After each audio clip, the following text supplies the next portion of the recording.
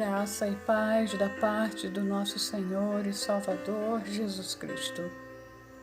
Preparado para essa jornada? Vamos lá? Vamos dar as mãos e seguirmos juntos? Capítulo 1. Queres ser curado? Cura interior pela palavra de Deus.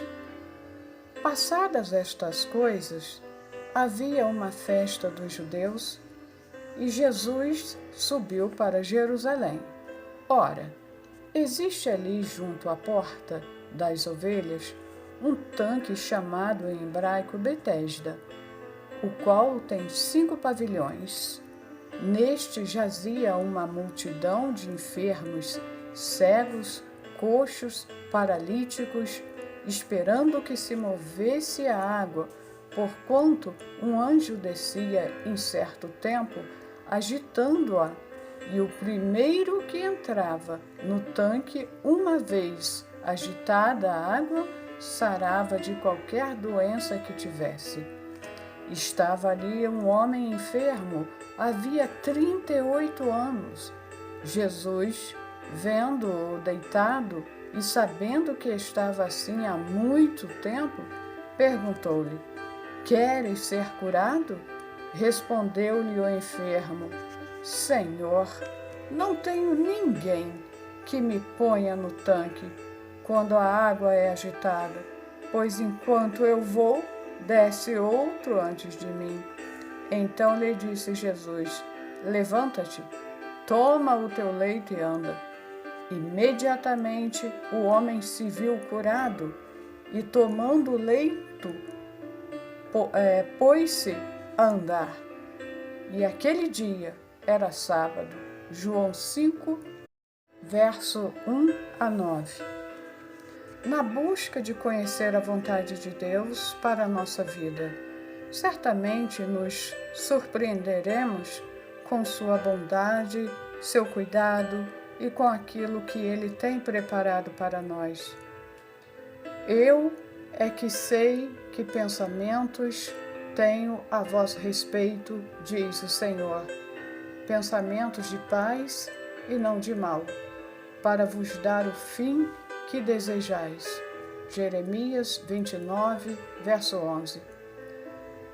Podemos nos espantar também ao descobrir que esses planos divinos, esses projetos celestiais, correm o risco de nunca sair do papel, de jamais tornar-se realidade. Isso acontecerá se a nossa vontade estiver em oposição à de Deus.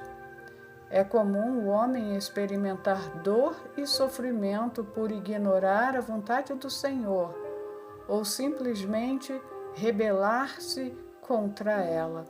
Assim, é comum também que exista um grande contraste entre a vida que levamos e aquela que Deus gostaria que levássemos. Nossa vontade conta, e conta muito, para que alcancemos uma existência realizada, útil, equilibrada e feliz. Diante da presente situação do ser humano e dos propósitos de Deus para ele, a pergunta feita por Jesus ao paralítico de Betesda, queres ser curado? Permanece atual, relevante e desafiadora. Através dela, o Senhor chama a atenção não somente para a necessidade da cura interior, mas também para o papel fundamental que a vontade humana desempenha na obtenção da mesma. Nos pavilhões de Betesda. O texto bíblico fala sobre um homem que jazia doente havia 38 anos. Ele era levado diariamente aos pavilhões de Betesda, onde aguardava uma oportunidade de ser curado. Betesda, em hebraico, Bet Hesed, significa casa de misericórdia. Era um dos lugares mais importantes e frequentados de Jerusalém. Seus tanques, muito antigos, eram tradicionalmente usados pelos peregrinos em rituais de purificação. Ao seu redor, Herodes o Grande construíra 5 varandas com capacidade para acomodar um grande número de pessoas. A respeito daquele conjunto arquitetônico formado por tanques e pórticos, os judeus contavam muitas histórias. Uma lenda divulgada pelos essênios dizia que havia valiosos tesouros escondidos sob a piscina de Betesda. Acreditava-se também que a descida ocasional de um anjo àquelas águas conferia-lhes um poder miraculoso, livrando de qualquer doença aquele que imediatamente se jogasse nelas. Tanta fama e tradição, porém, não faziam de Betesda um lugar bom de se visitar. Atraídos pela possibilidade de cura, centenas de mendigos e doentes iam até lá e ficavam estendidos pelo chão. Esmolavam e aguardavam o mover das águas, à espera de um milagre que lhe devolvesse a saúde e a alegria. Entretanto, como apenas uma pessoa podia ser curada de cada vez, ir até lá se revelava para a grande maioria uma enorme decepção. No fim do dia, os cegos voltavam para casa, tateando, e os coxos acomodavam-se sobre o chão duro para dormir. Todos os sonhos e esperanças tinham de ser adiados para outra ocasião. Curas milagrosas eram presenciadas de vez em quando, mas doença e sofrimento todos os dias. Assim como o paralítico de Jerusalém, milhares de pessoas têm feito da vida uma verdadeira peregrinação em busca da cura de seus sofrimentos. Já foram a diversos lugares, experimentaram muitos recursos e fizeram de tudo na esperança de ser felizes. Passaram por consultórios de psiquiatras e terreiros de umbanda, recorreram às drogas e aos remédios controlados, buscaram conselhos, leram livros, escutaram palestras, realizaram sacrifícios e fizeram promessas, mas continuam a sentir-se vazias e infelizes.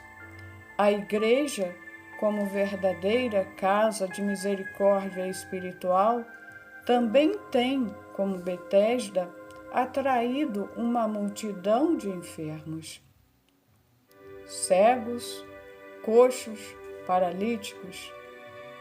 Entretanto, da mesma maneira que o paralítico havia muito tempo ia a Betesda e continuava doente, muitos vão aos cultos domingo após domingo e ainda estão interiormente enfermos.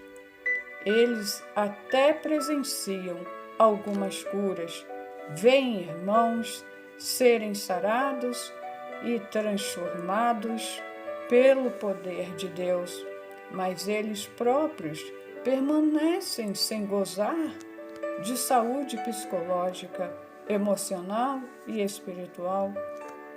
É a pessoas como essas que Jesus se dirige hoje, como fez com o paralítico de Jerusalém. O Senhor possui uma capacidade extraordinária de perceber aqueles que estão com problemas, que necessitam do seu auxílio e do seu amor.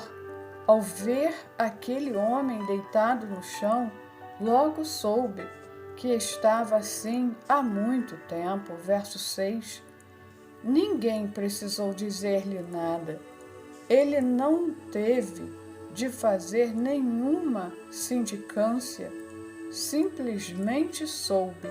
Ele sempre sabe.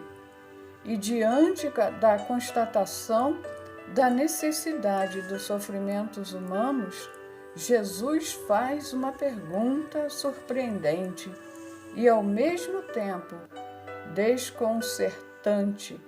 Queres ser curado? Queres ser curado? Culpando os outros. É claro que quero. Que pergunta idiota!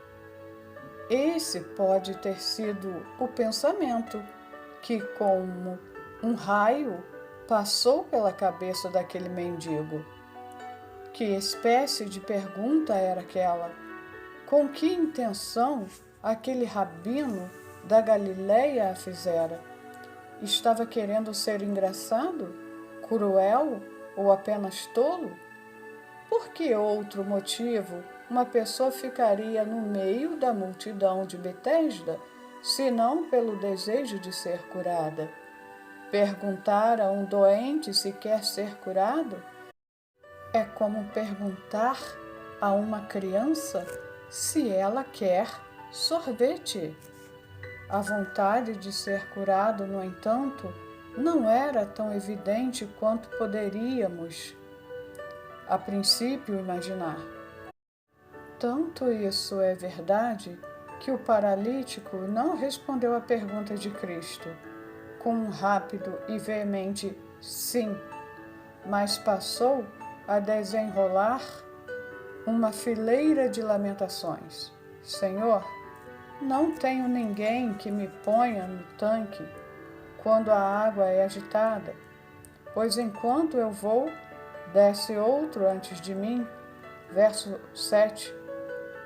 Quando Jesus perguntou a outro enfermo, o cego de Jericó, o que ele queria, aparentemente óbvio também, este lhe respondeu prontamente: Senhor, que eu torne a ver. Lucas 18:41.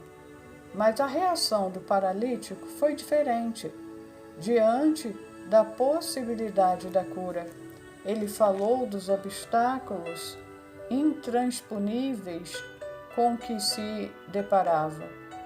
Da resposta daquele homem ao Senhor, podemos concluir que ele era muito infeliz e culpava os outros por isso.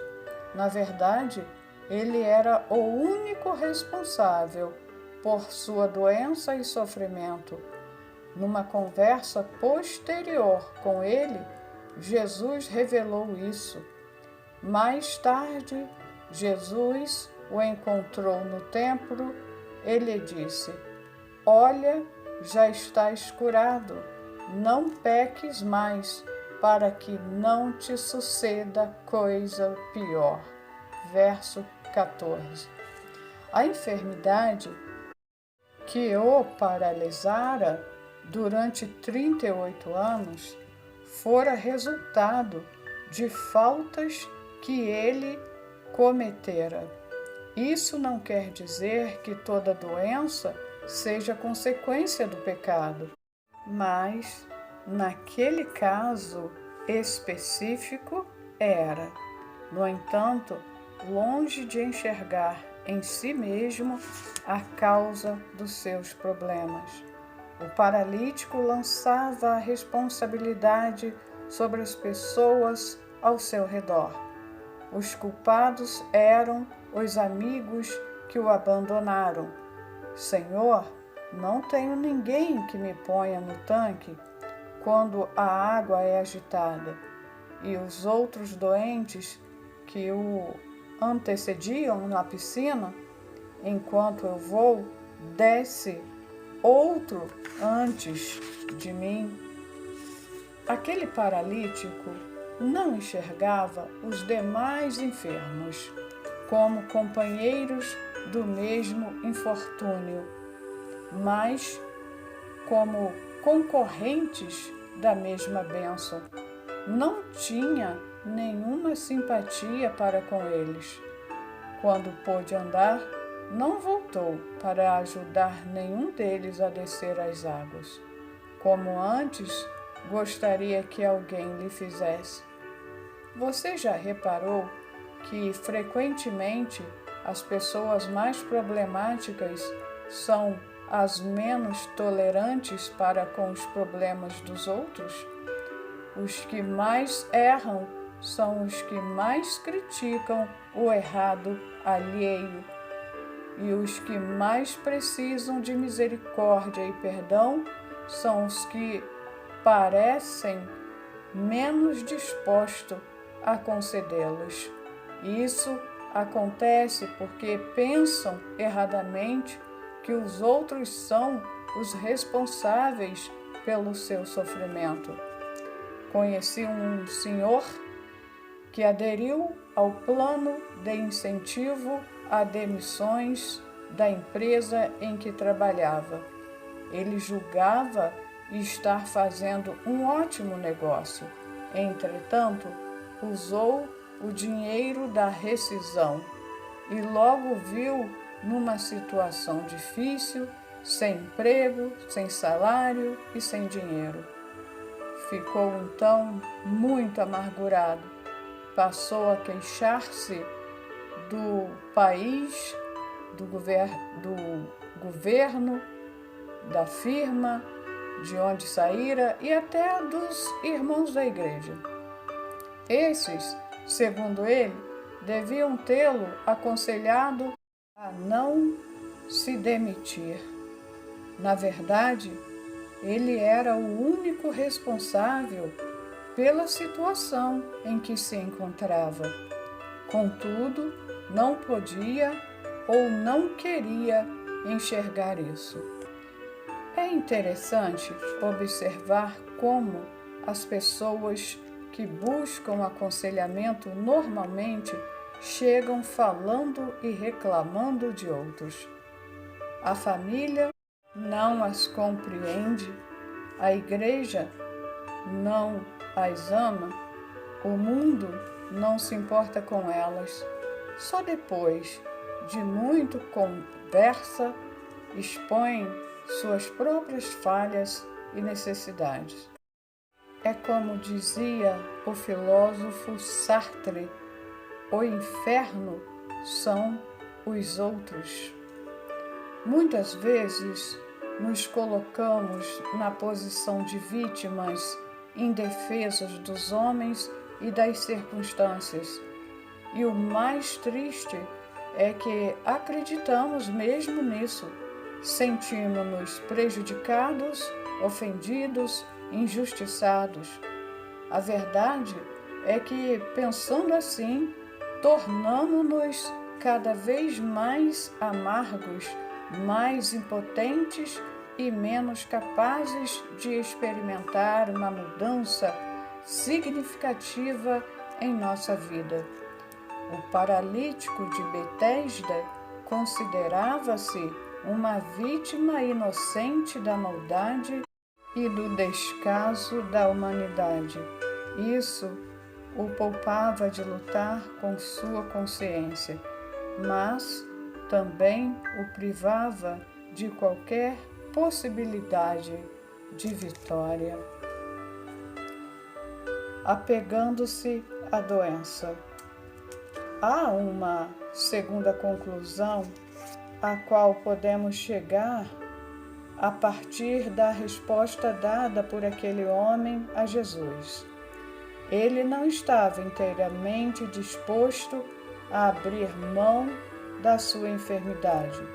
Acostumara-se com ela e, embora fosse dolorosa, aprendera a explorá-la, como tantos já haviam feito antes dele e continuam a fazer hoje. No Antigo Oriente, mendigar podia ser um bom negócio, principalmente em Jerusalém. Pelos costumes da época, todos os judeus deveriam ir à cidade santa ao menos uma vez por ano. Entregavam o dízimo dos seus rendimentos no templo e gastavam o segundo dízimo em compras e em esmolas para os pobres. Assim, os pedintes eram razoavelmente bem-sucedidos. Podiam até mesmo ter mais dinheiro no banco do que muitos trabalhadores locais. E mendigar era a única coisa que aquele homem enfermo por tantos anos sabia fazer. É fato que a sua vida não era lá grande coisa, mas essa prática garantia-lhe o sustento da casa e uma rotina mais ou menos previsível. Mas, agora, curado, ele não poderia mais depender da caridade alheia para sobreviver. Teria de trabalhar. Ele que não sabia fazer nada. Por isso, o paralítico, no fundo, não ficou muito grato pelo bem que Jesus lhe fizera. Chegou, inclusive, a denunciar o Mestre aos fariseus. O homem retirou-se e disse aos judeus que fora Jesus quem o havia curado. E os judeus perseguiam Jesus porque fazia estas coisas no sábado. Versos 15 e 16. Isso pode parecer estranho, mas, por mais dolorosa que seja uma enfermidade, muitas vezes conseguimos extrair algum proveito dela. Quando isso acontece, não nos sentimos plenamente dispostos a abrir mão dela, não de todo o coração. Queremos ser curados, mas ao mesmo tempo não queremos. Uma amiga minha adorava ficar doente. Ela era muito carente. Quando adoecia, podia ter algumas das coisas de que mais gostava na vida: a mãe ao seu lado, o pai fazendo-lhe carinho, a comida trazida à cama. Ela tornava-se o centro das atenções e ficava livre de qualquer responsabilidade ou obrigação. O de que eu mais gosto na vida é ficar doente. Disse-me, era muito natural, pois que essa moça estivesse enferma frequentemente e demorasse a melhorar.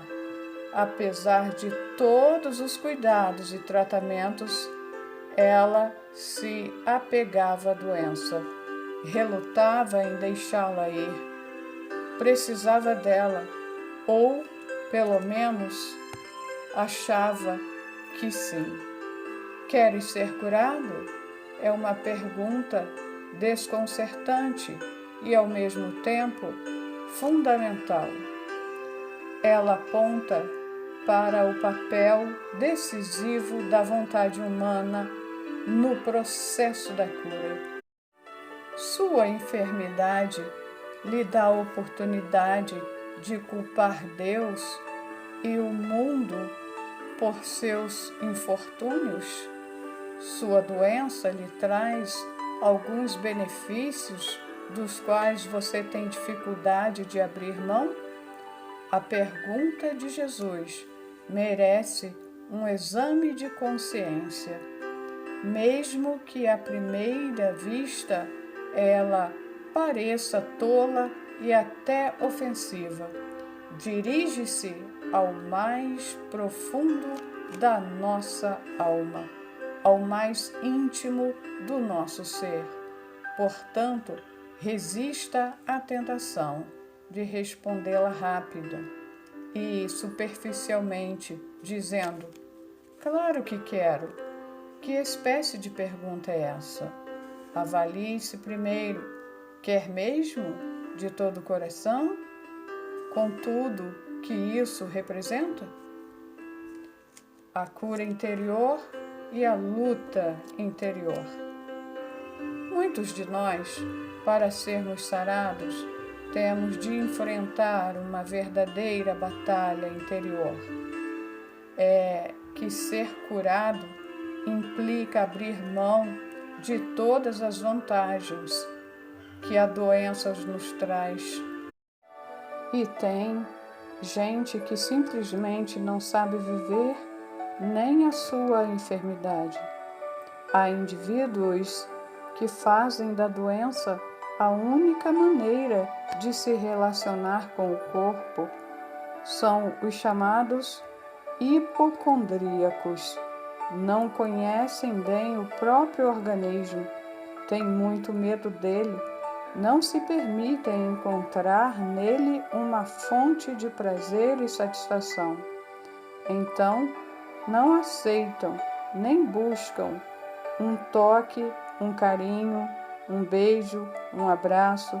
O único cuidado que se permitem é o dos remédios e das ataduras. A única sensação que aceitam experimentar é a de dor e mal-estar. E há aqueles que fazem da doença a única maneira de se relacionar com os outros. Conquistam a atenção e a compaixão dos que os cercam, fazendo uma repetida e minuciosa descrição dos seus pedacinhos.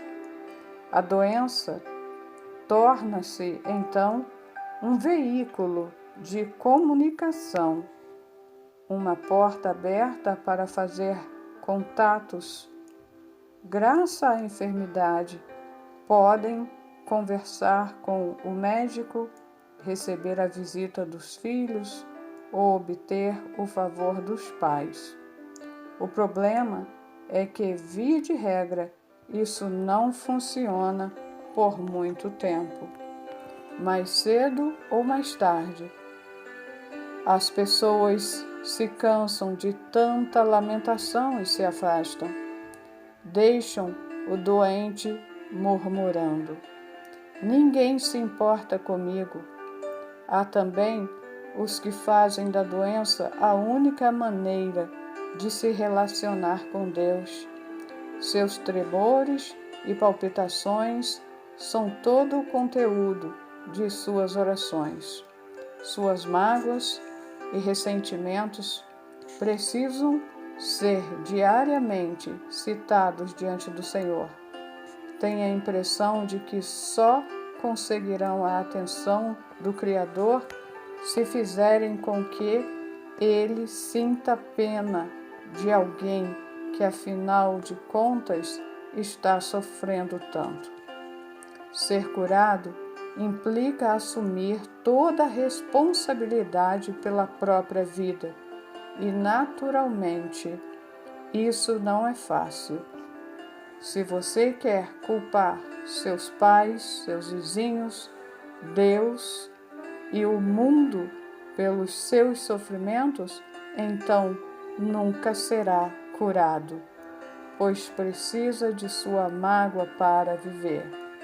Se você quer conquistar a piedade das pessoas com a sua inferioridade e o seu sofrimento, então jamais receberá a cura, pois precisa da sua autoestima em baixa para viver.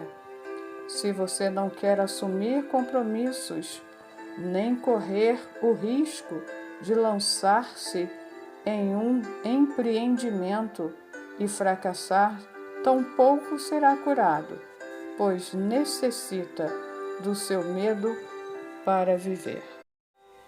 Entre você e a enfermidade, estabeleceu-se uma relação de dependência que sabota todas as suas tentativas de mudança e, embora você experimente momentâneos estados de libertação, logo o medo, o complexo de inferioridade, a mágoa e males semelhantes voltam a agarrar-se como visgo ao seu estado de espírito.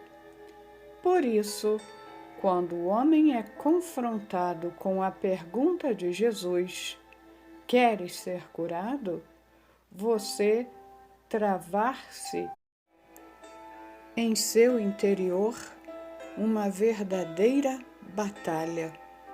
Mergulha num conflito entre o desejo de ser saudável e livre e o de apegar-se à doença e às vantagens que aprendeu a extrair dela. Essa luta do homem consigo mesmo pode ser muito intensa.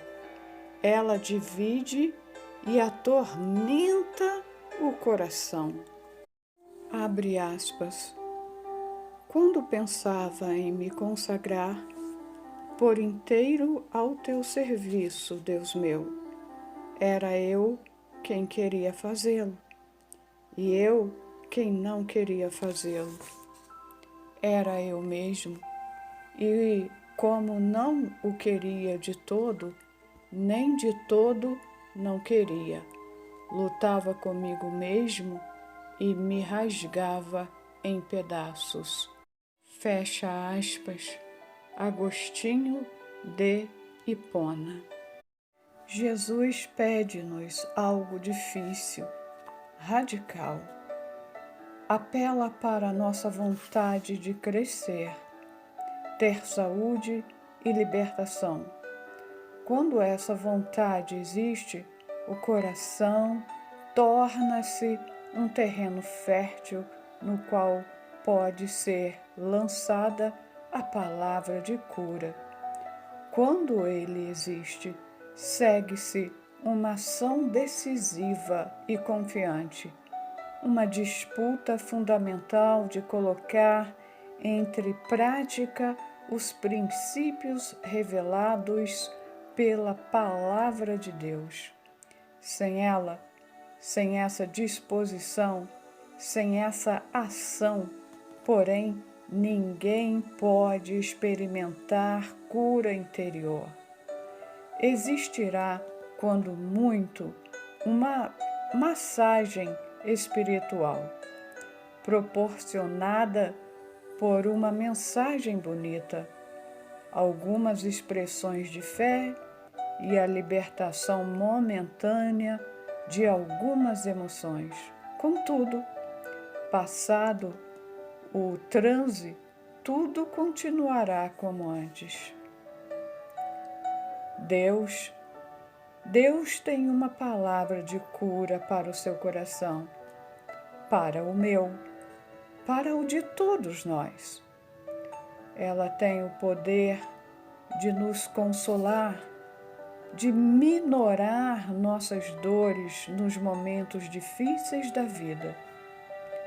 O que me consola na minha angústia é isto, que a tua palavra me vivifica, diz o salmista, Salmos 119, verso 50. Ela tem também a capacidade de cicatrizar feridas há muito abertas e de mudar a forma de encararmos a vida, o mundo e nós mesmos, tornando-nos mais saudáveis. Mas como a boa semente depende de um solo adequado para germinar e dar o seu fruto, a palavra de Deus precisa encontrar um coração com vontade e fé para liberar todo o seu potencial de cura e renovação. Caso contrário, é possível alguém ouvi-la e não tirar proveito algum, seja para a cura ou para a salvação. Como observa o autor de Hebreus, porque também a nós foram anunciadas boas novas, como se deu com eles, mas a palavra que ouviram não lhes aproveitou, visto não ter sido acompanhada pela fé, como estava naqueles que a ouviram. Hebreus 4, versos 2. Certo missionário pregava o Evangelho aos detentos de um presídio. Ele viu, no fundo de uma das celas, um homem sentado, isolado, sozinho, com as vestes rasgadas e cara de poucos amigos. Aquele pregador já havia sido informado de que aquele preso era considerado dos mais perigosos. Mesmo assim, aproximou-se dele, sentou-se ao seu lado e perguntou-lhe: "Você sabe que Jesus o ama?" Lágrimas começaram a rolar por aquele rosto marcado pelo ódio, pela violência e pelo pecado. Ele inclinou a cabeça e as lágrimas caíram sobre o chão sujo da cela. Passado algum tempo, com a voz ainda embargada, ele respondeu: "Não, não, senhor. Para dizer a verdade, até este momento eu nunca soube que alguém me amasse." Aquelas simples palavras produziram uma mudança profunda e maravilhosa no coração do criminoso. Ele se converteu, mudou de atitude e de comportamento, regenerou-se. Hoje é um crente fiel, um chefe de família responsável, perfeitamente integrado à sociedade. Mas quantas pessoas já não ouviram as mesmas palavras, "Jesus te ama", sem que isso tivesse balançado, ainda que de leve, o seu coração? "Queres ser curado?" perguntou Jesus ao paralítico de Betesda. Essa é uma indagação que produz esperança e que apela para a vontade humana no seu grau mais elevado. É também uma pergunta que aponta para a soberania e a autoridade de Cristo. Só quem tem o poder de curar pode ousar fazer essa pergunta: "Queres ser curado?" Indaga-nos hoje o Mestre, despertando nossas mais profundas esperanças e apelando coerentemente para a nossa mais resoluta vontade e para a inteireza do nosso coração. Existe harmonia entre a vontade do Senhor e a nossa? A saúde da alma é um ideal de Deus para todos os seus filhos. A cura interior é uma herança que Ele conquistou para nós na cruz. Todavia, para que ela se torne uma realidade em nossa vida, para que tenhamos um encontro com Cristo e saiamos dele transformados, curados, libertos, abençoados. A nossa vontade conta muito. Buscar-me-eis e me achareis, quando me buscardes de todo o vosso coração, diz o Senhor. Jeremias 29, 13.